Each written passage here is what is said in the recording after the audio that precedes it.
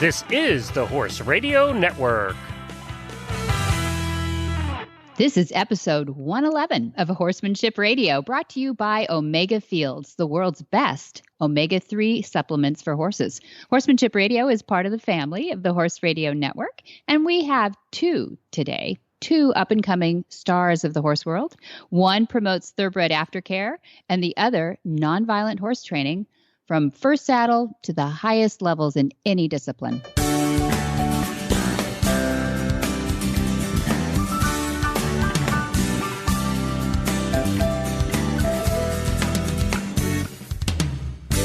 This is Debbie Laux, and you're listening to the Horsemanship Radio. Thanks for joining us.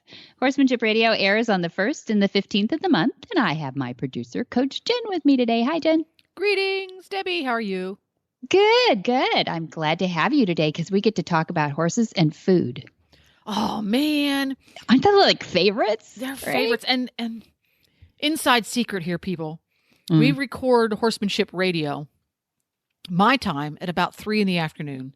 And everybody knows 3 in the afternoon is when your blood sugar drops and you need munchies. Yeah, or coffee. Or coffee. So I've made myself the coffee. I'm set there. Okay. But we're going to talk about not just food, but incredibly luscious, delicious, fantastic food surrounded by talking about horses and horse industry, are we not? We are, and we're talking about the Movement 2018.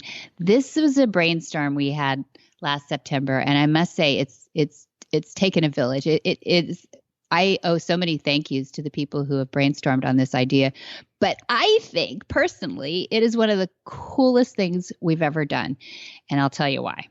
Because if you could think of like how you go through your day and you think about how horses affect, I wish people knew what it is about the horses that do that. Or I wish people could communicate like the horses do like that. And you go through these things. Being a horse person, you just think you have like this little inside secret to peace and stress less life, right? And we pulled together, and they're all coming of their own volition, and they all have their stories to tell.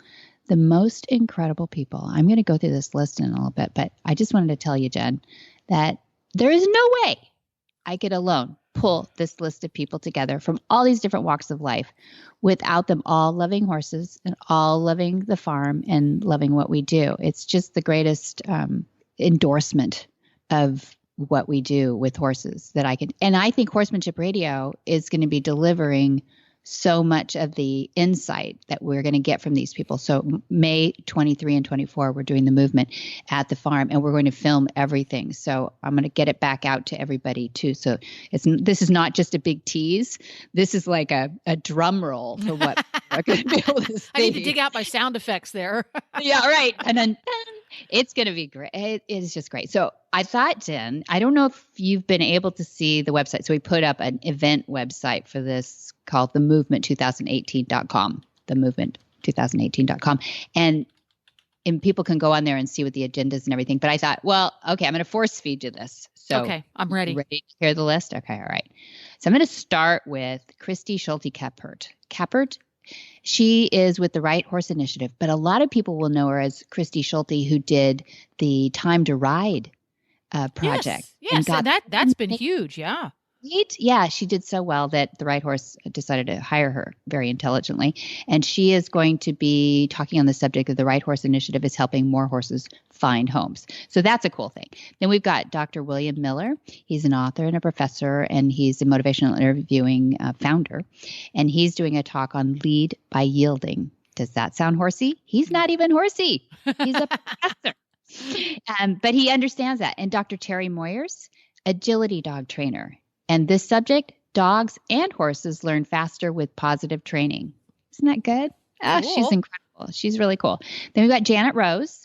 She's one of my biggest inspirers of getting this done. And she's one of the first people who said, I'll be there. If you do this, I'll be there. And she's the founder of the Equus International Film Festival. And she is doing not only a presentation about horses in media, but also at the Awards Center, she'll be screening one of her film festival movies, which is neat. All like really emotional and cool. And she's also a director at Save the Chimps. So she's going to talk a little bit about that too. there's a different world. Then there's Dr. Michael Yellowbird, and he's in South Dakota. He works with the Native Americans, indigenous peoples, in mindfulness and their veteran outreach. So his topic is going to be mindfulness approaches and practices to communities. He's an intriguing guy. You'll love him. And Chris Robbins, woman, is she has come down. I can't even count how many times she's come from Canada to help with us to develop our Horse Sense and Healing manual and program. And she's doing a talk on the horse as healer. She's been 30 plus years a licensed clinical therapist in Canada, working with horses and people, or using horses for people. And she says her outright statement is, horses are better therapists than people. Well, yeah. Any of us who have a horse can probably speak to that. Sure. You get it if you have horses. Exactly right. Yep. And then we have Dr. Michael Norwood. He's the author of a book series called The Wealthy Soul. And his topic is From Humans to Horses, using join-up procedures to resolve conflict. Ooh, that sounds meaty. Oh, yeah. Really good. Just a really, his language is really simple and to the point, and you just go like, why didn't I think of that? And then we've got Dan Keenahone. He is an Air Force veteran. He comes over and he does all the photographs for our Horse Sense and Healing program, and he is going to be putting up a display of all these award-winning, emotive, beautiful photographs that he does. Photographs of examples of human and equine interaction. Very cool. And Eduardo Moreira is coming all the way from Brazil, and he's bringing his wife. He's a Brazilian banker, best-selling author, inspirational speaker, trainer, and he's doing a talk on finding your path by following those who are living your dream. And isn't that nice? And Juliana Baroni is his wife, and she's an actress and singer on the TV and stage. She's adorable. So they're coming together. And then we have certified Monty Roberts instructors coming to conference there, and then to help Dad and all this. So I have my mom and my dad, Monty Roberts and Pat Roberts, also demonstrating and speaking as founders of concepts. And we're describing the whole thing as demonstrations, discoveries, and pathways. So, a movement can only start when you have a vision of a different world, right? Mm-hmm. And if you have a vision of a different world, there's only one way to really pull that off, and that is to inspire. But if all we did was sit there and inspire people, and then on, the next day they go home and go, what do I do? Then we really haven't created anything at all. So when people know how to act on that inspiration, that's when it becomes a movement. And that's what we plan to do. Yeah. That's our goal. So I hopped on to themovement2018.com. And it says right here at the top, 26 days, 8 hours, 30 minutes, and 10 seconds left. And on the mission page, this 2-day symposium and awards dinner. Ooh, awards and dinner. And we're going to get to the food in a minute, like we said. Yeah. In Solvang, California, will be in the arena and in the classroom, where presenters and trainers that we've just named will share their unique perspectives of the flight animal and how their vocations were changed when they were able to use horses as a metaphor for better understanding of their work and relationships. That, to me, really makes it so clear what you guys are up to at the movement. Like you said, there's inspiration, but there are, what's the word I want to use? There are takeaways and there are action points to be taken with you. Am I right? That is it. We are nothing. I don't want 2 days of inspiration. I want 2 days of creating a movement. And that's why it's called the movement, because we feel like each one of these people in their own vocations, their own worlds, have created movement away from violence in the training of horses or people. They've created movement to do the right thing, like in the case of transitioning horses, writing books, and getting people to think differently and making a better future. Absolutely. So each presenter has been tasked with the challenge to say, what comes out of your presentation that they can take home and act? Where can they make little changes that can make great changes down the road? So cool. And part of this big weekend, surprises at the awards dinner on Wednesday night, is dinner. So exactly. Food. So the awards dinner is really cool. I mean, I kind of say that as a special thing because there's going to be some surprise, and then also we're going to give some special achievement awards to some people who deserve it. So there's going to be that too. But oh my gosh, we got this local caterer who does these farm to table dinners. We wanted a sort of a farm theme since we're out on the ranch. In California, hello. You know, it's California. We're going to the whole farm to table thing. Yeah. The vista is just going to be beautiful. It's the end of May. So it's May 23. It's a Wednesday and a Thursday, by the way. So Wednesday night is the dinner right in between the 2 days. And and this farm to table guy he does these like really off the chart stuff. Well, he gave us this like nonprofit rate, and listen to this menu. It's like wild arugula, shaved sweet fennel, red onion, orange, and toasted pepita salad with IPA vinaigrette. You know, that's like the beer. And then pit smoked malt brine chicken. I guess he does this like it takes days to make these. A barbecue beef sirloin, cap cilantro, sun-dried tomato pebre. I have to look up what pebre is. Well, I know what beef sirloin is. Okay. So I'm on board. He does it, he's like famous for his brisket and like all these slow smoked. Oh, it's really good. Roast. And for those who do not eat meat, roasted vegetable lasagna, fresh ricotta and pomodoro sauce. And then Finley Farms Organic. That's a local farm that does all these organic vegetables that are just beautiful. Vegetables with a Romanesque sauce. And then garlic fried organic potatoes. Got to have potatoes and fresh herbs. But the dessert. Okay, so like he gave us this price and I went, uh-oh, Mom, you better try this because it sounds really good on paper, but I really want you to taste it first. So he came with his crew and he did this whole thing right in Mom's kitchen. And she's not a big sweet eater, right? So she said, oh, Debbie, I ate one of everything. I'm not eating for 2 days. It was so good. And then she said, but the dessert. And I went, but the dessert? There's dessert too? And she said, yeah. Double rum yum cakes, berry compote, vanilla cream. And I went, could you eat it or were you too full? And she said, I ate every last bite. It was so good. So if it's my mom approved, it's all good. But and this looks like the results of an episode of Iron Chef.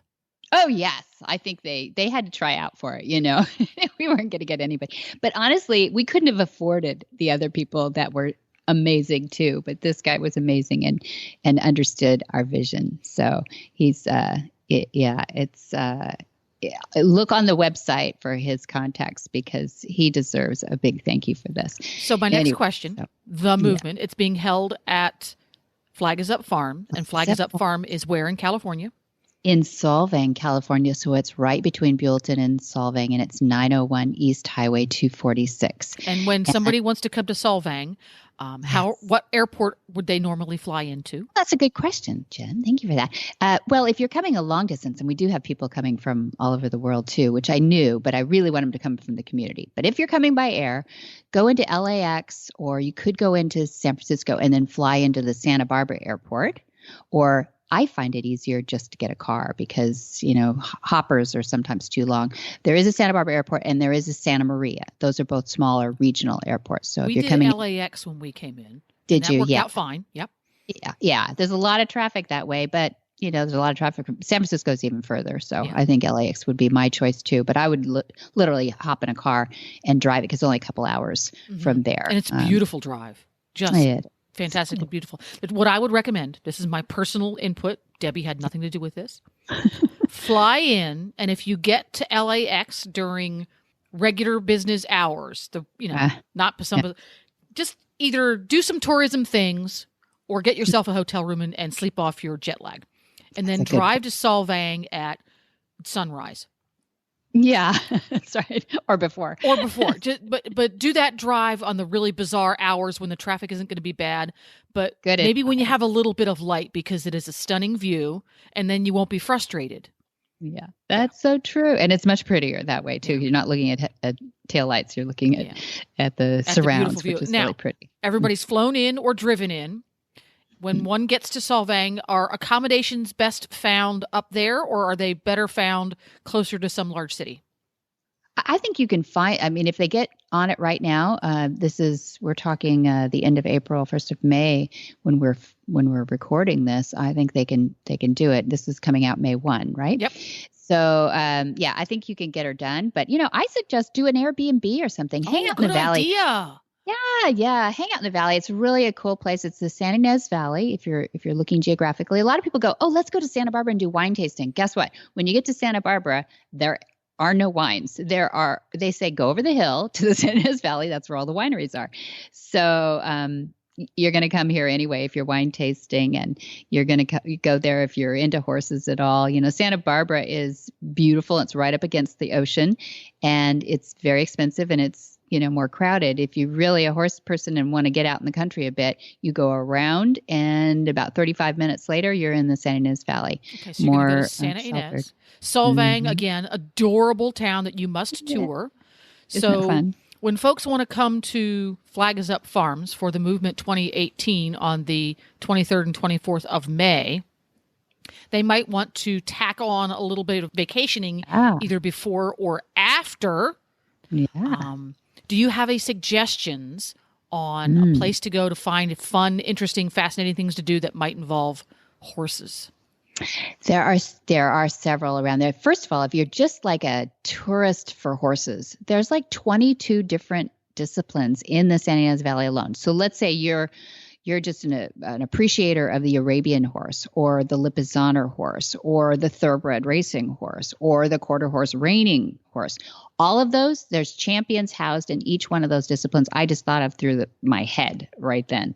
I can picture faces and farms right there. Mm-hmm. So if you're kind of a tourist that way, which I am, I love, and these people are open. You can just call them up and say, I would Google around. Then there's adorable things like Quicksilver Farms, where you can go and see all the minis, and they really are set up for tourists. It's so cute. They're like little shrunk horses all over the place, and having babies this time of year, Mm-hmm. And there's beautiful horsey places to go. They have dude ranches there. There's Circle Bar B. There's the Alisal Guest Ranch, which is just iconic. Old Hollywood. Those are all great options for folks who want to have a little bit of a family vacation.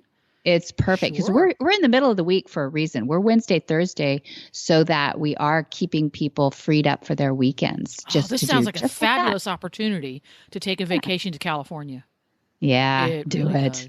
Do it. Or if you're in California, just hop in the car. It's a $40 ticket, by the way, for the 2 days. Really? Yeah. Dinner costs you more than that. Exactly. Dang. But the dinner is $100. I don't want to mislead here. The awards dinner is $100. That's a separate ticket because we got to pay for the food. But the 2-day symposium and festival is $40. We did that because we really wanted no barriers to entry on this. There certainly aren't. My goodness. Yeah. Yeah. So isn't that fun? Fabulous. All that with all those fascinating people for $40, and it's not just classroom stuff. You get to go to the arena and watch demonstrations, and you get, this is great, $40. Okay, people, 23rd and 24th of May, hop online. You can either go to montyroberts.com. I'm sure there's going to be a link there, or you can go direct to themovement2018.com. It has the information. It has a little button right there to purchase tickets, $40. Dang. Get yourself an Airbnb. Add a day on before or after, or a couple days, and make a weekend of it. Perfect. That's it. Yeah. Good. Okay. So I got that all in there because I'm so excited about it. And guess what I'll be doing for the next few weeks? A lot of organizing, but it's just a labor of love. I'm so excited to meet all you people. And if we have listeners, Horsemanship Radio listeners, please come up to me because I do have a little something I'd like to give you. So please identify yourselves. Ooh, we do have these fun little enamel pins. Horse Radio Network listeners, meet and greet. You get to say hi to Debbie. Absolutely. Take a selfie, post it on the HRN Auditors Facebook page. Yes. Or on Monty Roberts' Facebook page there too. Please do. Please do. All right. On to our interviews. We have 2 really cool ladies. As I said earlier, we've got a lady who is an instructor internationally, all over the place. I've known her for years. She's incredible. She's been on this show before. And then we have a new guest, Natalie Rietkerk from CARMA, and you're going to love what her organization does. And she's young and dynamo. There we go. Well, we're going to get right to Denise after this from Omega Fields.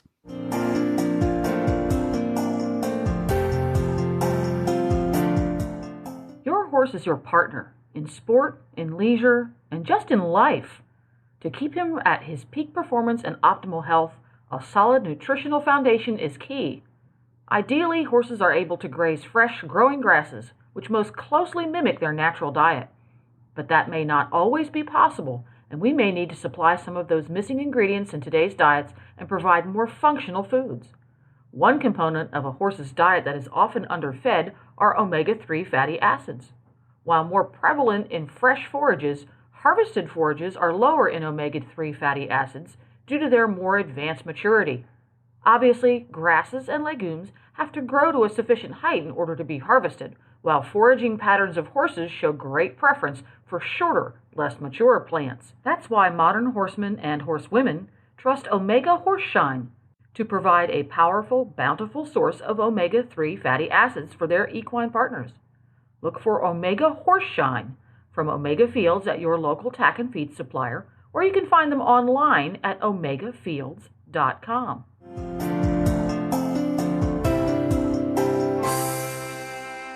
Denise Heinlein from Germany has loved horses since she was 5 years old. She's traveled the world training horses and is settled now in California as a specialist in teaching students to gentle horses and to help horses overcome phobias and remedial issues.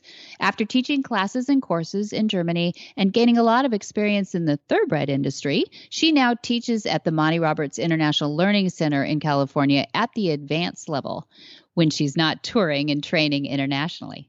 Well, welcome, Denise Heinlein. Glad to have you back. Yes, it's amazing to be back. It's like, actually, I've never been gone. It feels like that's right. It's as if you've never been gone. Home forever.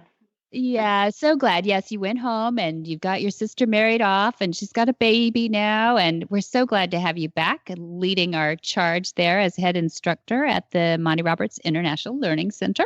We've introduced you and everybody by name, but I understand you have a room full of interns there that are chomping at the bit to become instructors. Who do you have? I have Mimi here. She is coming from Uruguay to us. She is also German, but she is moved to Uruguay because the weather there is maybe nicer than sometimes the cold. You were talking to her about that, weren't you? Yeah, I told her. And then I have Valerie. She is from Switzerland and now is in Canada. And Marlin from Sweden. Mm-hmm. Yes, and the only one still living in very, very cold. Right, Marlin? Yeah. We made the right choice to come at the right time to California. Exactly. But I have to, we are here bundled up quite a bit too. We have like beanies and jackets on, so it's not as beautiful and warm as we are used to. Yes, and the rest of the world is mad at you for saying that because the whole United States is in an ice chill right now, I think. But yes, you're right. Even us, we had to put coats on this last week. I saw a cute photo with you and Shy Boy and some of the interns with lots of coats and jackets and boots on. But you've been keeping warm, I understand, because you've been putting on quite a few courses. And I wanted you to tell us a little bit about this last advanced exams and some of the things that the interns do while helping you there and getting through exam time. Yeah, exactly. So we've just been coming through like our 2 weeks of advanced exam, which is the last step in our school program, which is based in like the introductory course, an introductory exam, advanced course, and then finally the advanced exam. So Mimi and Valerie, I think they are the best ones who can tell you how like this felt for them. And I just remember very clearly how I was like excited and nervous and all of those emotions you have to go through in these 2 weeks when you want something so badly to like be that you show how good you can do it. And it means like a lot to us to pass the advanced exam. So I think, I mean, I'm always as nervous as all of my students, as you know, because I want them to pass and succeed as well. Yeah. And but therefore, I'm just handing it over right away to Mimi and let her tell you how she thought like the last 2 weeks of the advanced exam went.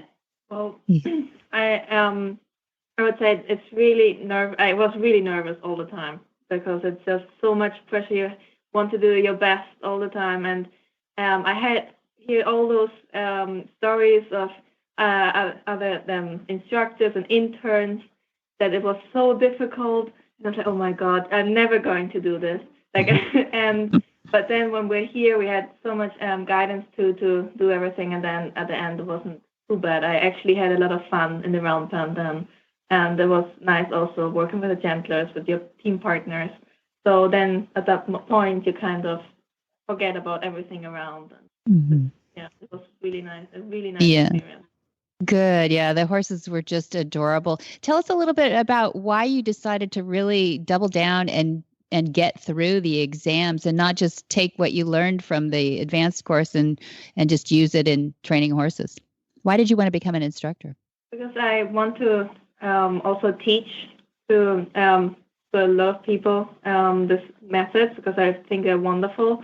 And I see in South America so many problems with the horses, and there's not enough instructors down there. And I think that's really a thing we have to do, just to get out more the word of this methods, because they're so good for horses and for people too. That's nice. We do need a little bit more in South America. I agree with you. You really have an uphill battle. Remind us how old you are? I'm 18 now. Yeah, 18 in South America. People, this is radio, so they can't tell that you're a tall blonde, and you don't necessarily look the part. You've got a braid down your back that's as long as Lady Godiva's, and I love that. Or Rapunzel. Which do you use? Sorry? You used Rapunzel or Lady Godiva, I think, when we were there. What was it? Rapunzel. Rapunzel. There you go.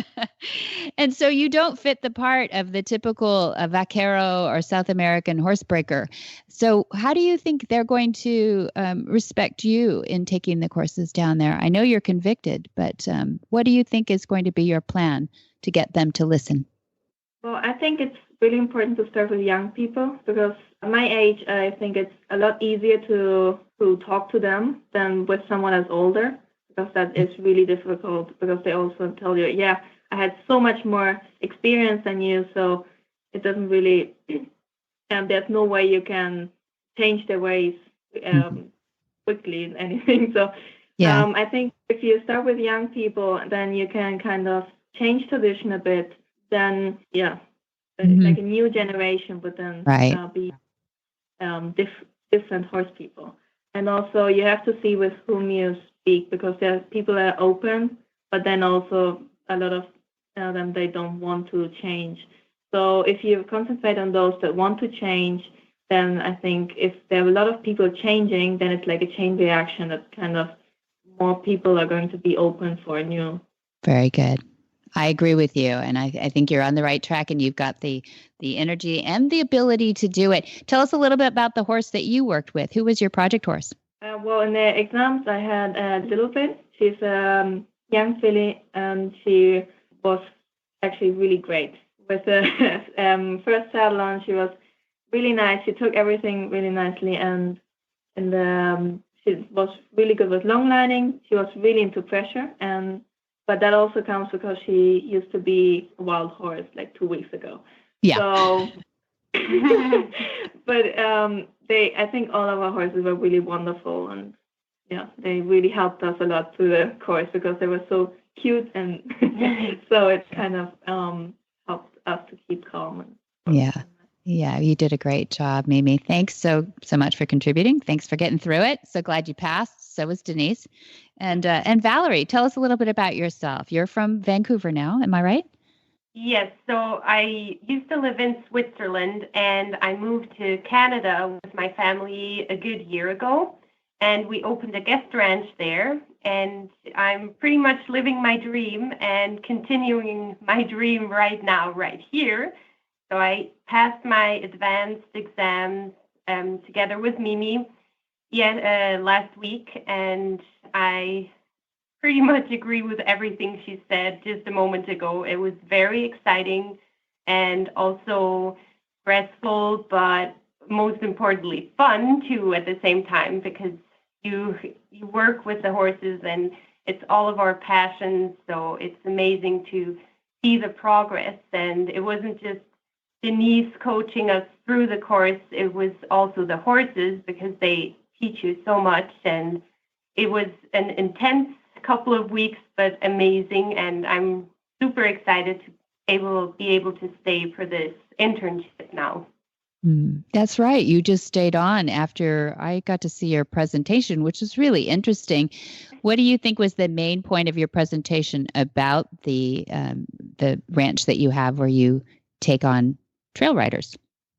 Yeah, so the main thing is that I want to show other people that this method is the best way to earn the horse's trust and to be able to work together with them in a team.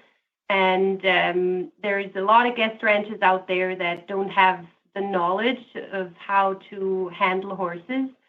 So we have people come from everywhere, all around the world. So we want to show them how the right way is to work with the horses and also spread the method that way. So it's pretty amazing to be able to use all of these methods with the trail horses and the guests that we get. Mm-hmm. Yes, I'm so glad. We need to get more guest ranches doing that. So maybe you have to branch out and network train. I couldn't think of a better thing to send them back to the school and learn from Denise Heinlein and your interns too. So we've got Malin from. So Senna has now gone back to Sweden. She's gone now. She's still there, but she got like what is all around here, this respiration. She got the flu. So she unfortunately is sick in her bed at home. Okay, well, you have two. We were calling you the Swedish girls, you, Senna and Malin. And Malin, so you're there for your internship. When did you pass your advanced exams? It was 2015. 2015, and so you after that I had one child, 2016, and now I'm back for my internship. Great, that was pretty quick. I'm glad you're back. And so, what's been some of the more remarkable things about your internship so far? I like Denise. Good idea. Very good teacher. Yes. And it's a really good experience for me to work with these untouched horses because we don't have them in Sweden. Right.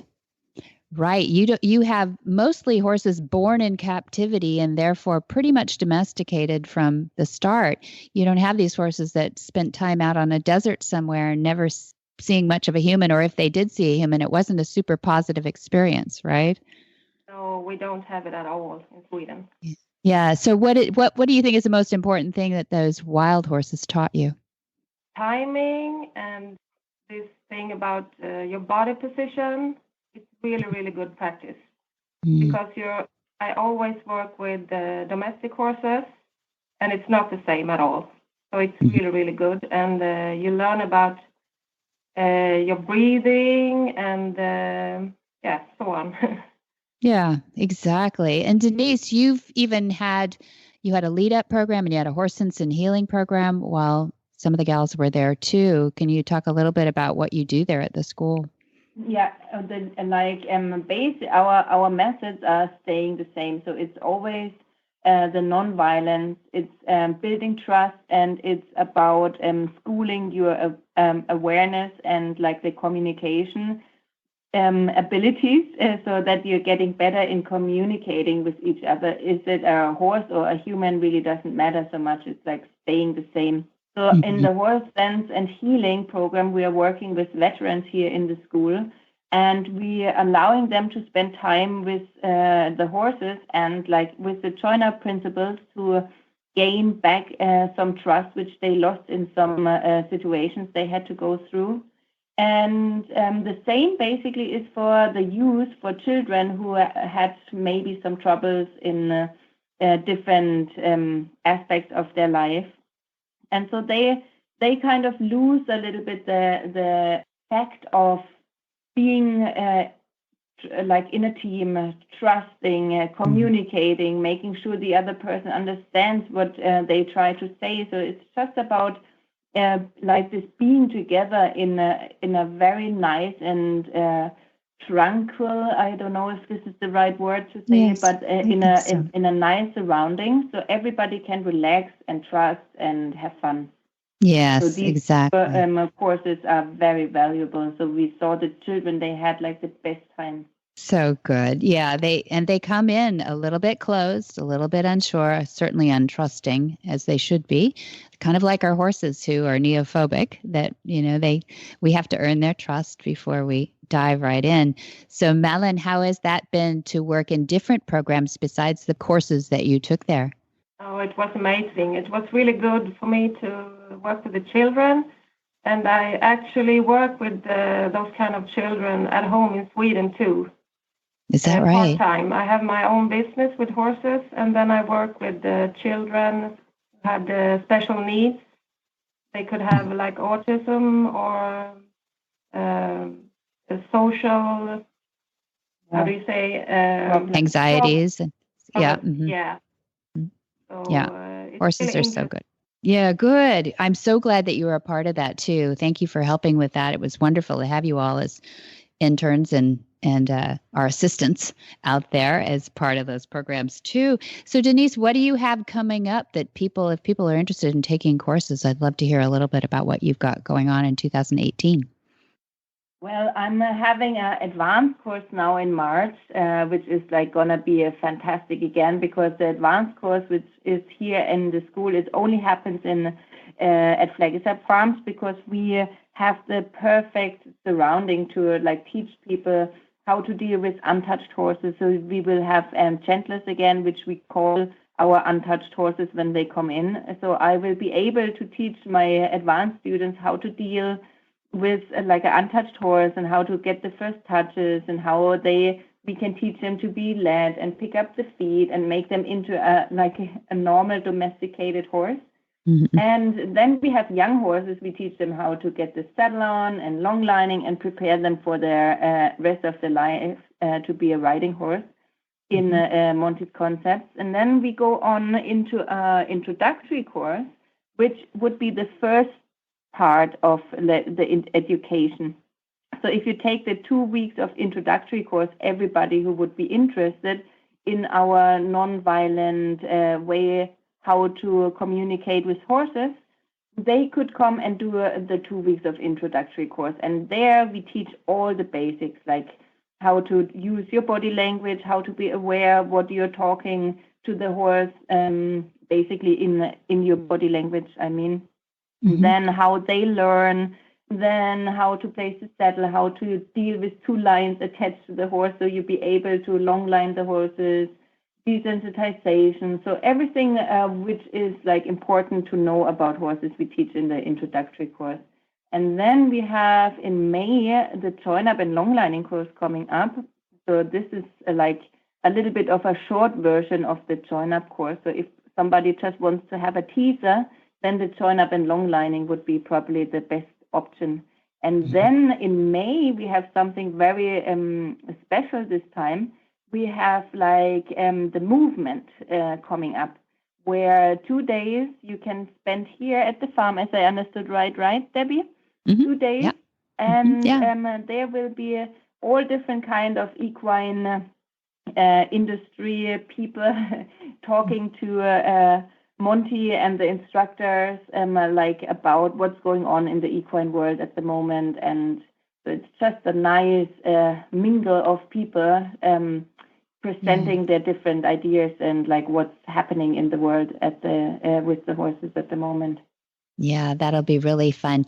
So when people are thinking about taking a course like this, what is the reason that you do so much groundwork? Do you think that is a precursor to riding? Why not just jumping on the horse and riding?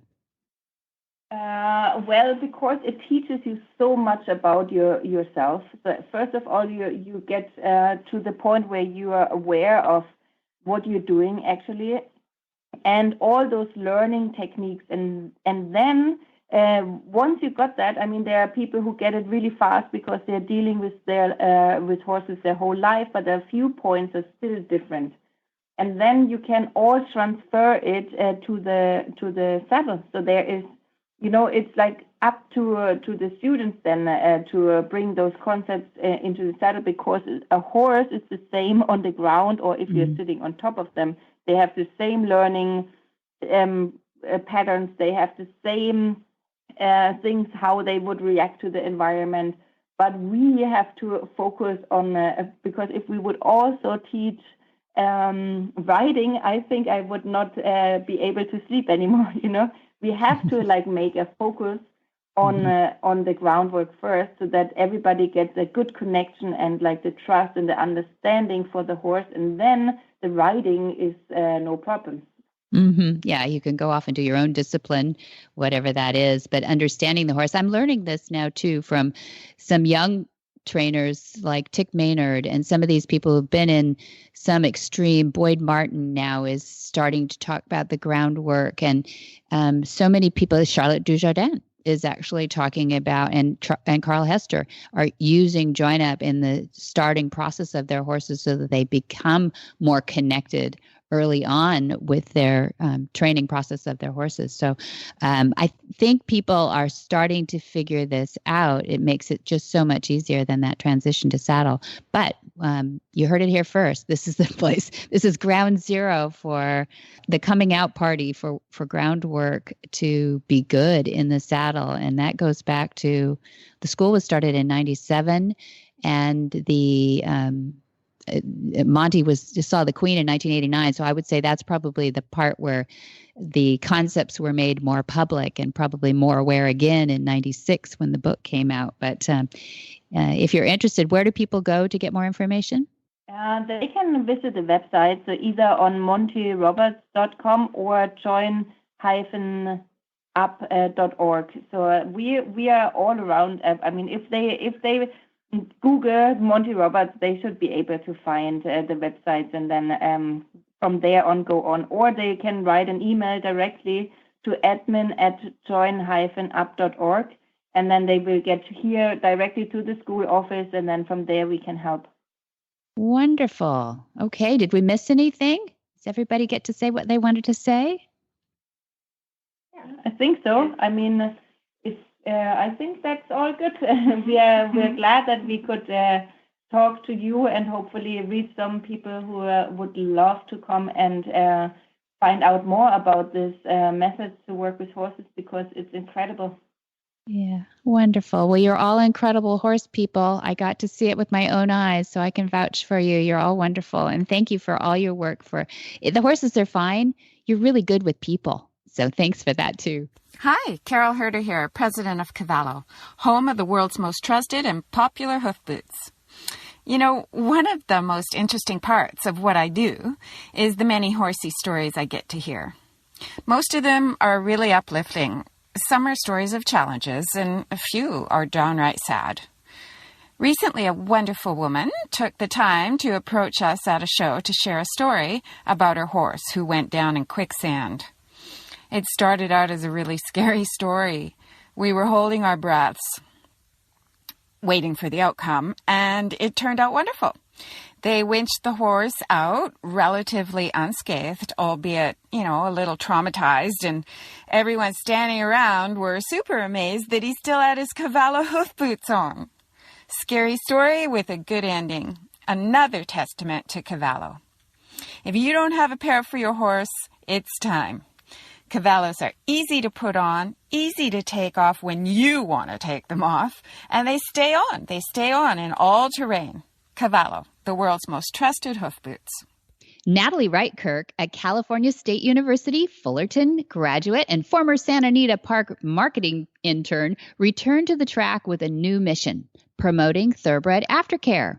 As a project manager, she handles the placement program, thoroughbred classic horse shows, fundraisers, and awareness campaigns. She handles their social media and relationships with more than 20 of CARMA's aftercare partners. An equestrian since she was 5, Natalie has been determined to pursue a career in the equine industry and continue her family's involvement in racing. A rider on the hunter jumper circuit, Natalie also brings outside connections for retiring thoroughbreds. Well, welcome, Natalie Rietkerk of CARMA. I was so excited to have you on. How are you? I'm great. Thank you for having me. I'm very excited to be on your show. Yeah, the first thing is it's really fun to have somebody on the West Coast time. So we're on the same time zone here. It often doesn't. There we go. Yeah. So you're right there at Santa Anita Track, as I recall.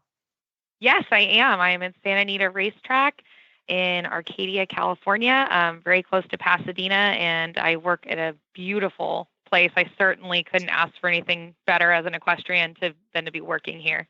Boy, that is the truth. It's beautiful. So we met up a couple of weeks ago. We have a mutual friend who's actually been on the show too, Susan. Saddle Meets Horse, a blog. She's very talented, and she introduced us because I think were you upstairs working, or did you just come down for the tour of Santa Anita? I work here. I'm here 5 days a Saturday. week. Really? Yeah. I work most weekends except for the summer when the races move down to Del Mar. But yeah, I'm here all on the weekends, and it's wonderful. And she told me that you guys were doing the tour and to come up and meet you, and I was very excited to do that. So it worked out. That was fun. It was really fun to meet you, and I love the Seabiscuit tour. People will have to look that up and take it if they get a chance. Not all of us like to play tourism all the time, but that one is really fun because you get backstage of the whole Santa Anita Park, and it's fun to meet we saw Bob Baffert. We saw all kinds of trainers out there that day, Sean McCarthy, and we saw some famous owners, famous horses. And we saw some up and comers too. That was, that's always exciting just to see a horse. Yeah. McKenzie, I think, was one that they were talking about. Yep. Such great shape, and he's gorgeous. He's running this weekend. I can't wait to see him. Fun, and that's at Santa Anita. Yeah, it's Santa Anita on Saturday. Okay, by the time this comes out, this will be coming out a little bit later, but by the time this comes out, I'm hoping we can say we predicted he's going to win something. I think he will.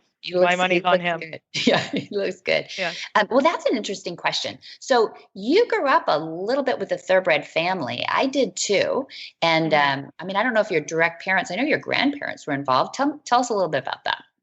My great-grandparents were involved, my grandma Gobert. So she would tell me a lot of stories when I was younger, and when I was a little kid, the racing industry seemed almost kind of out of reach, like this mythical thing that you'd see on TV, but nothing you really ever saw. So I had never gone to the racetrack until I was, 15 and learning to drive. My dad took me to the races for the first time because my grandmother or my great-grandmother had already passed away, and I never met my great-grandfather, who was the primary racing trainer and thoroughbred breeder. I never got to meet him. So I would hear stories and see pictures, but I really didn't get to be too involved with racing until I was older. My mom, who's not related to the horse racing side, adored Secretariat growing up. So she would always tell me about Secretariat and what he meant to her and how much she loved horse racing. And so I'd watch the Kentucky Derby every year and, root for a Triple Crown winner and would never see one until I was older.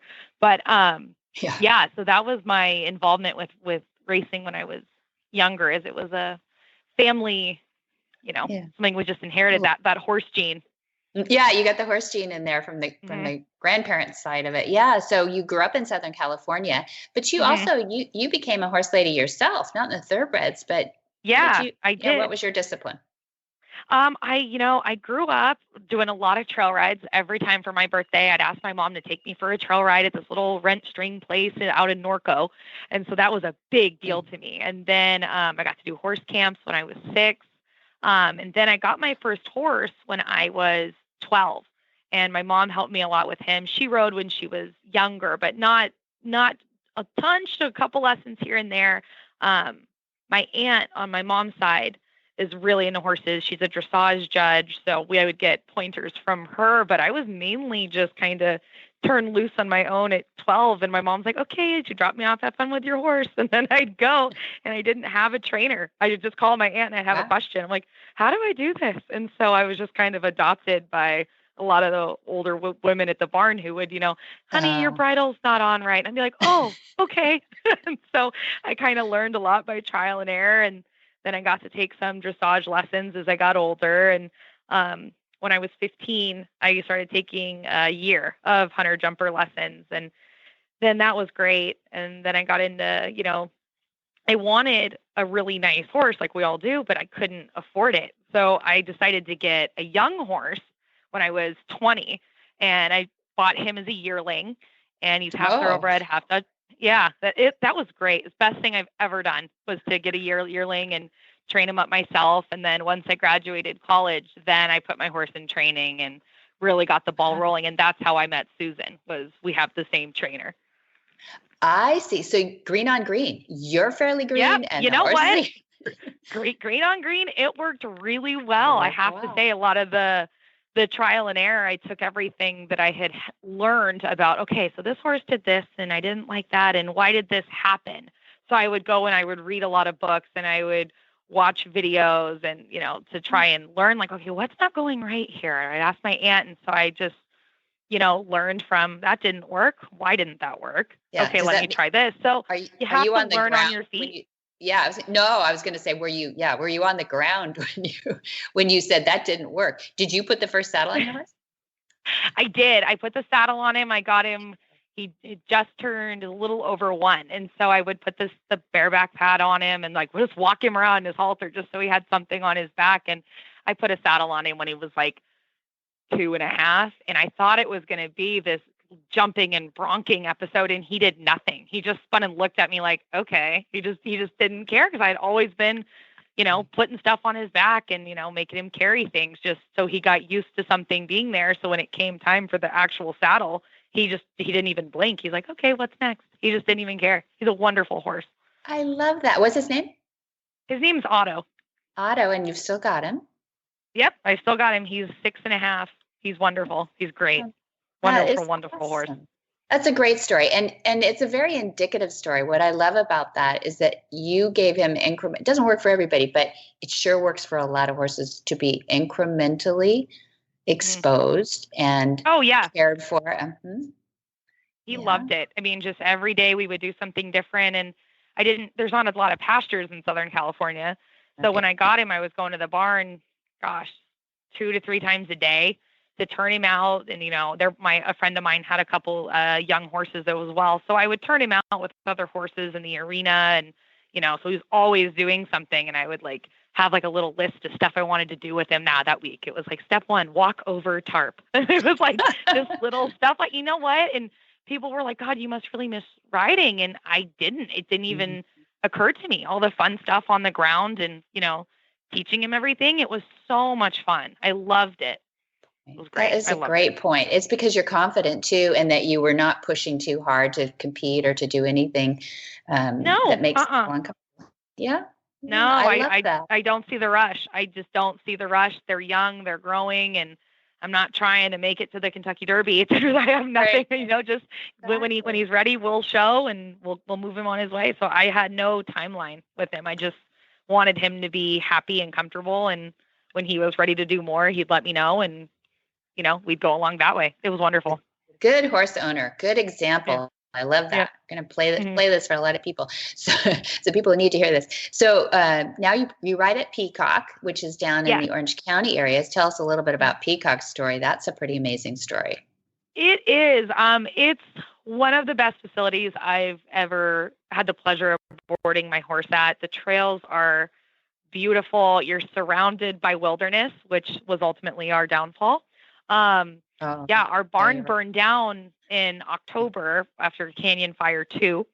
And my house is actually fairly close to where the fire started off that freeway. So I had gone to the barn that morning before the fire started and turned my horse out. And I thought, gosh, it's a little windy, and it's not a whole lot to do with him. So I walked him around, put him back in the stall, and I was talking to my trainer, Lauren Mitchell of Les Cheval Sport Horses. And she just happened to be dropping a couple things off at the barn that day. She wasn't working that day. And I'm like, yeah, it's a little windy. And then a friend of mine called and said, hey, the fire's kicked back up by the freeway. And I'm like, no, that fire's been out for 2 weeks. What are you talking about? And she's like, no, I'm looking at it. There's open flames and there's nobody here. And it's just burning outside the freeway and there's nobody here. And I'm like, huh. So I had to call my mom, and my mom's like, yeah, the fire's getting close to the house. You might want to come back. So I left the barn. I was at the barn that morning, and I went home to go evacuate my house. So I got the call from Lauren saying that, hey, we're getting the horses out of here. Otto's on the first van out. I know you're dealing with your house. Good. So your horse is taken care of. Do you want me to grab anything else? And I'm like, yes, please grab my saddle. Everything else can go. Just please grab my saddle. I just bought it. Oh. So I'm watching the news, thinking, okay, the horse is gone. He's safe. No problem. And I did not think it was going to get to the stables because it was so far from my house to the stables. I'm like, that's a long jump, and there's a lot of stuff in between. But what I didn't think is that it would it would snake along the toll road and get the backside of the barn. So I'm watching TV for updates on, do I need to evacuate my home? And it goes, oh, we're changing over to a view of Irvine Regional Park. And I look, and it's the barn. It's just up in flames or smoke, and the barn just burned down. And I was stunned how fast it got over there.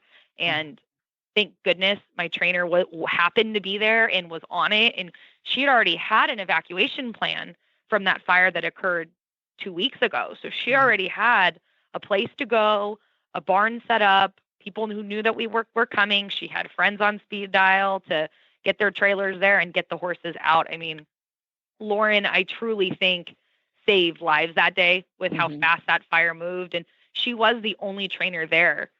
And I don't know if anyone would dispute that. I was there when I left. She was the only trainer on that property, and she called people to say, hey, you need to come back and get your horses out of here. Yeah. So it was incredible, scary, but, at the end of the day, it's just things that were lost. We didn't lose any lives like what happened at San Luis Rey, which would turn and affect my job. But my personal life, I didn't lose. I lost a couple blankets, and a lot of friends lost tack, but our horses are all safe, and that's what really matters. That's right. Oh, a lot of lessons in there, really. Planning, obviously, and not everybody does it. And so that was good. And whether it took the first fire to really, it doesn't seem like there's much out there to burn. It's just unbelievable when that wall of flame comes along, and it just imagines that even scrubby little fields that look like more dirt than field of grass just goes. It runs at 1,000 to 2,000 degrees. It's amazingly hot and horrible.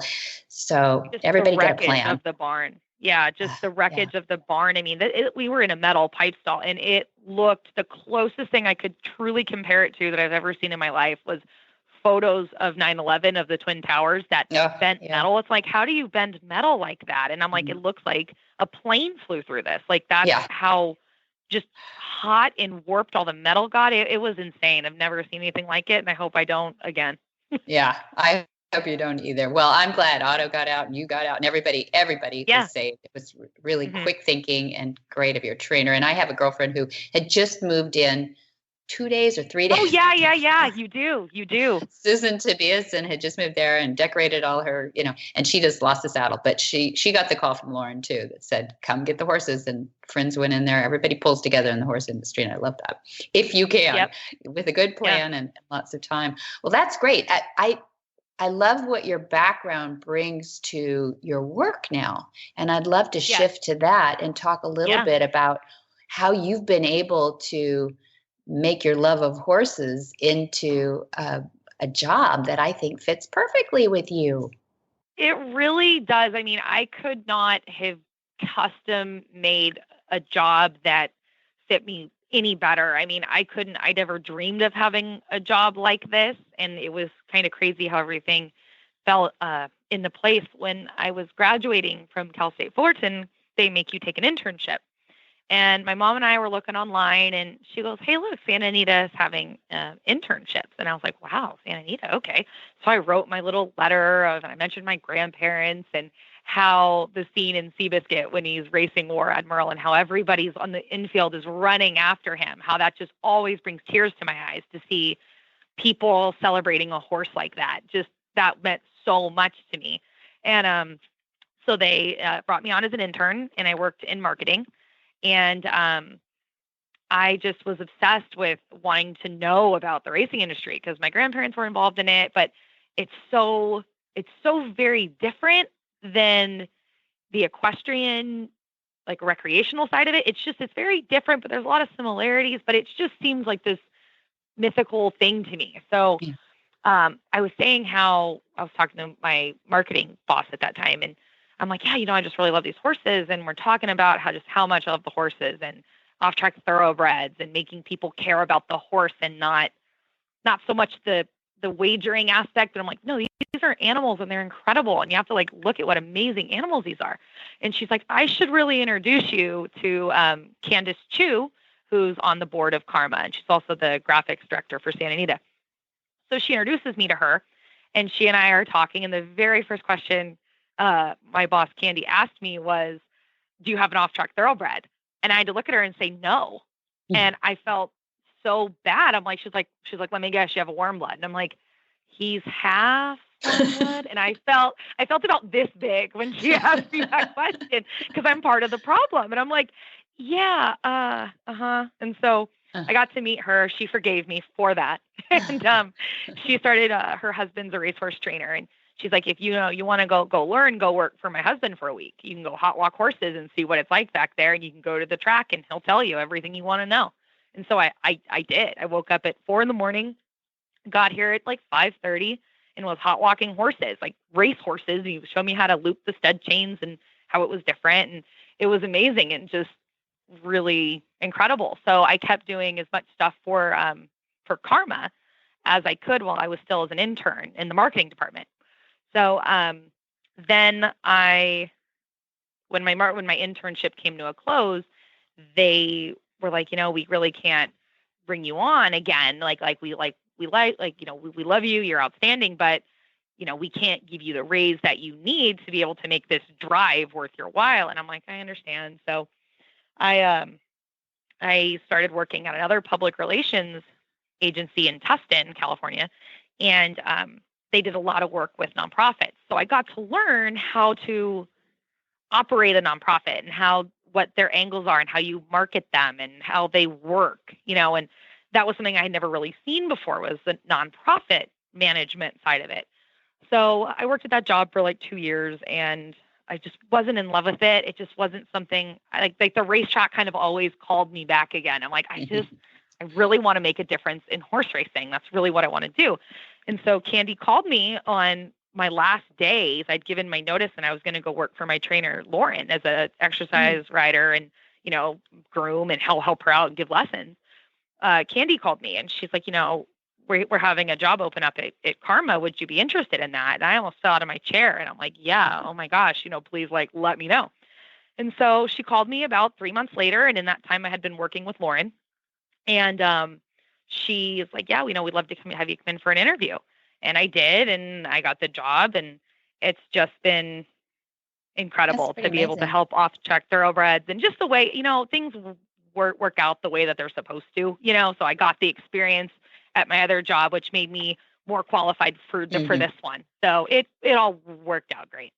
Yeah, sure, it did. Good for them too. But let's talk a little bit about what you do for them. So we've got the idea that it's a nonprofit. Obviously, you're rehabbing, retraining, retiring California raced thoroughbreds for the most part. Am I my own spot? Yeah, right there. Yeah. Yep. So yeah, you're right. California Retirement Management Account. That's CARMA. Yeah. So what do you do? How do you specifically talk about the Thoroughbred Classic? I know you've got some events that you do, and how do you help? How do you help besides your experience? Yeah. Yeah.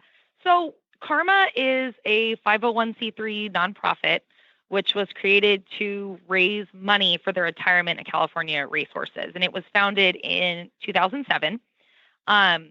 And we host a lot of fundraising events, educational stuff for owners and trainers. And we just raise awareness to the general public about retired racehorses and things that they need and all that.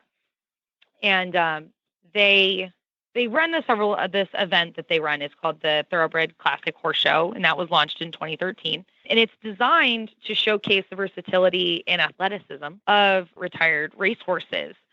So the ultimate goal of the show is to showcase exactly what off-track thoroughbreds can be, because they get a stigma in the equestrian community that they're not as good as warm bloods and they've got a crazy temperament, and that's just not true. And so our thought was, if we can show people what these horses can do, more people will want to adopt them, so more racehorses will have homes, and to increase the demand for these horses. So it's not, they don't get so easily discarded, and they have a second career because they're incredible. I mean, if I didn't listen to the stigma of off-track thoroughbreds, I would have owned them my entire life. Right. And I didn't, because the stigma was so bad. So the show that we're having is March 24th and 25th in Temecula, California at Galway Downs. And we're having cross-country, hunter jumpers, dressage, barrel racing, Western dressage. And Wow. We have in hand, like showmanship classes and lead line. I mean, we offer just about anything you can think of. A thoroughbred can do it. So thus we offer it. And it's wonderful. The community that comes to these shows is super supportive. We have over $5,000 in prize money for the winners of our Hunter Derby, Jumper Stakes, and our Dressage Challenge and Cross Country Challenge. So we have a lot of prize money for these horses and their owners because, they deserve it. And they're, these people are the ones giving them homes, and we want to reward them for, helping us, long-term place these horses. But CARMA, so I think one of the stigma is they have to be a registered thoroughbred, or what are the requirements? Honestly, because there's a lot of times these thoroughbreds don't get tattooed and they get kind of lost in the shuffle if they didn't make it to the track. Right. So if the person entering the show can tell us, this is my horse's sire, this is the dam, this is where I got it from. And, obviously it looks like a thoroughbred. Thoroughbreds are pretty distinctive. That's the most that we ask. But ideally, we do want the tattoo. We do want the Jockey Club name so we, can see who these horses are. But a lot of times, the horses that didn't make it to the track and just get passed around, they don't have that information on them. And we don't want to exclude anybody. Right. If they feel they have a thoroughbred and it looks like them, and they can tell us a little bit about it to prove it, we'll let them go ahead and do it. But Nice. It's a wonderful show, and attendance has been going up every year. We had a little over 100 at our last Galway show. No, I'm sorry, we had 120. Wow. And then our December show got affected pretty heavily by all the devastating wildfires. But people still came out, and we turned it into a great charity event, and we raised money and awareness for the fires that were going on everywhere that was affecting the equestrian community. Mm-hmm. Mm-hmm. Good for you. So how many thoroughbreds do you think? CARMA started in 2007, I think you said. Is that right? Yeah, how many? And how many horses have been able to transition from the racetrack into whatever, all these different disciplines that are great? Well, what we have done is we've created the CARMA placement program. Okay. So the exact number of horses directly affected with the placement program is right now 165. Okay. That's great. But we fund 20 plus nonprofits that almost exclusively retire and rehome thoroughbreds. So I think the number we last saw was over, I think it was a little over 5,000 if we did the math of horses that we have essentially paid for due to our granting process to the other organizations. But the ones that I can speak about directly is the placement program. And that is a very, very unique program. There's really not anything else like it in the United States right now, where we're on site. I'll get a call from a trainer. They'll say, I have this horse retiring. He has a bowed tendon. He just did it yesterday. He's got to retire, and I don't know what to do. So I'll go back there and look at the horse, and we'll take him into the program as long as the owners participate in the purse deduction program, which takes like 0.1% of 1% out of, I'm sorry, 0.3% of 1% out of every earnings that horse makes when he enters a race. So the owners are contributing that towards the retirement of that horse, or of any horse really. So they're essentially paying for the horse's long-term wellness along the way, and they might not even know it, honestly. And so we'll take the horse in, and we'll give him the rehab that he needs. So for a bowed tendon, we're looking at, as little as 4 months if it's not that bad, as bad as 10 to 12 if it is. So we will take that horse in. We have 5 layup facilities that we use, and we care for that horse. If he needs vet care, we take great care of them.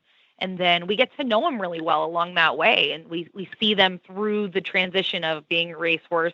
We'll give them a little bit of training into, okay, now you're a pet. Let's settle this down. This is, what you're going to do. And we show them, how to be a pet rather than a performance horse. So then we place them with one of the aftercare partners. Yeah. Are they, a lot of them are stallions? Do you castrate? We do not take we do not take horses that are intact. So in order for the horse to be in the program, the owner has to geld it, because we don't want any, it's hard to board horses like that. And a lot of facilities don't allow them. So we're like, we'll take the horse, but you need to geld it. And the track veterinarians are so on our side, and they give the owners a discount. A lot of times it's like, okay, I'm gelding the horse and giving it to CARMA. They'll give them a discount just to take care of the horse and get them all on their way. Good. That's great. Gosh, Natalie, what a great program. I don't think enough people know about this, and I think we need to get the word out for you. I don't think so either, Yeah, I don't think so either. I mean, it's really, when the idea came out, they used it. I wasn't here when they first started the program, but it was just to, see how this goes. What does this look like? No one's done this before, so we kind of have to figure this out as we go. And the program has changed so much since it started. I mean, in the beginning, they were only taking a maximum of 5 horses. And my program today, I have 23, 26, if I include a couple horses from the San Luis Rey Down Fire. We have a couple in right now. And, it's grown. And we've got so many horses, and they're, we've got some in Central California. The majority are in Southern California. But it's amazing. These horses they're not what people think a racehorse is.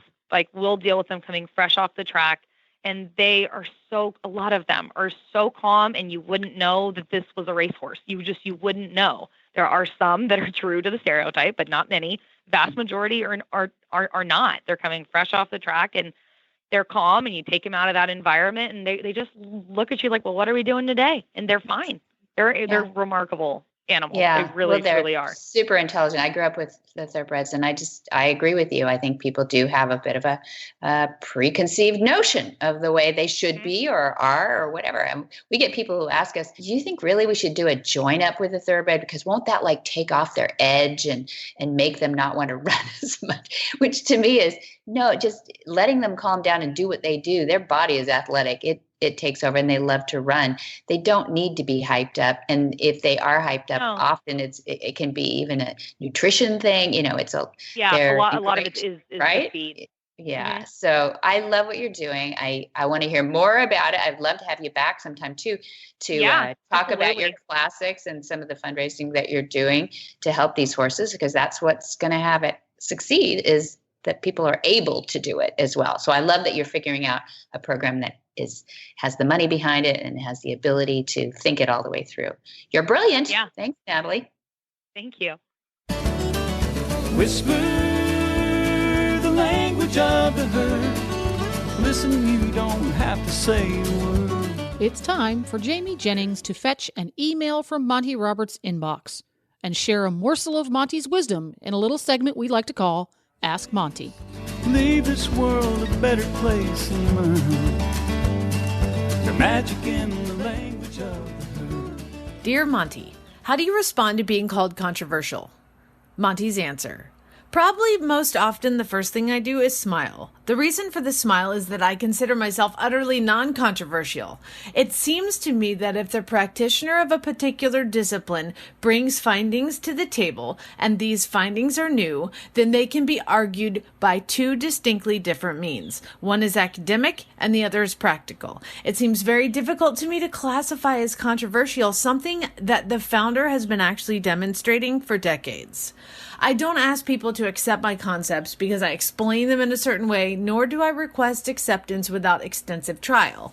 I have now been demonstrating my findings to the public for more than 25 years. I suppose I could have asked the public to accept my principles over those 25 plus years with just 5 or 10 horses as examples. The fact is, however, I have offered in open public forum demonstrations of my work with more than 10,000 horses in over 24 countries. Those horses have embraced virtually every breed on earth and covered disciplines in the hundreds. If you study history in general, it becomes clear that when new ideas emerge, virtually all are considered controversial by many until reasonably proven. The status quo is nearly an immovable object, and in fact, as an academic, I am totally in favor of that. New ideas should have to jump through all reasonable hoops, lest we follow bad ideas down counterproductive paths. There are plenty of examples of the public having accepted unproven concepts only to be negatively effective. It seems wrong, however, that if we test a new idea and find it effective over a substantial period of time, still to classify it as controversial. Added to this mix is the fact that I am challenging an 8,000-year-old discipline that has changed very little in all that time. I am suggesting that many traditional ways of training horses were far less optimal and, in fact, frankly, brutal. I'm not suggesting all traditional horsemanship was extremely violent, but most of it was. I never say that I blame those forerunners and their work. I often state one must understand that it is the only way that they knew. I consider my task in life not to be judgmental, but to offer an alternative to what has gone before me. No one on the face of the earth can truthfully say that I have tried to force him or her to work with their horses by my methods. That would go against the very core of my principles. I openly demonstrate my work that has irrefutably proven positive results. For more of these insights into good horsemanship, go to www.montyroberts.com and click on the orange banner that says Get Free Horse Tips. Hi, I'm Monty Roberts, and I'm dedicated to training horses without pain. You can learn to do it too on my Equus Online University. Western, English, the beginner, or the advanced rider. It doesn't matter. You can connect with other students online too, on our forum, and there's a new lesson every week. It's a lifetime of learning for you on my Equus Online University at montyroberts.com. What in the wide, wide world of sports is going on here?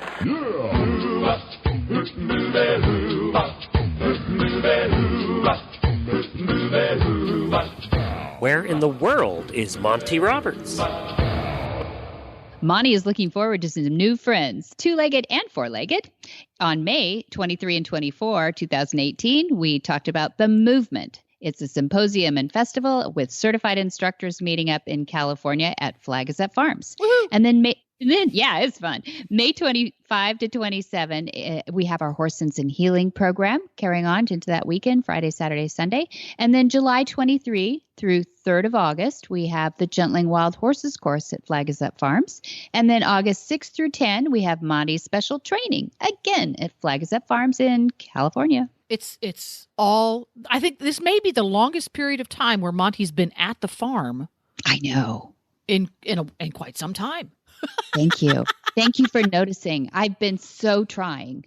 Well, there he is. So there's lots of things to choose from. If you couldn't put all of that in your memory banks while listening to this podcast, you can visit montyroberts.com, where you'll find this information and so much more. Or you can call Monty's Farm, that's Flag Is Up Farm, at 805-688-6288. And for details about today's show, go to horsemanshipradio.com, look for episode number 111. And there you're going to find links, photos, and more information about today's guests and topics. And we love your feedback. Speaking of guests and topics, it helps us get creative ideas when you post on the Facebook page. You can follow Monty Roberts on Facebook by typing in Monty Roberts and click on the one with the little blue check mark. That's the real deal. And you can also follow Monty on Twitter. His handle is Monty_Roberts. And get the app for your phone, your iPhone or your Android. That way you'll never miss any episodes. Go to your app store and download it today. It's free and easy to use. Or you can subscribe via iTunes or your favorite pod catcher. That's right. And many thanks to our sponsors, too, who make all that possible. That is Omega Fields and Cavallo Horse and Rider and MontyRobertsUniversity.com. Be sure to visit all the other great shows, too, on the Horse Radio Network at www.horseradionetwork.com. Until next time, have many happy horse hours.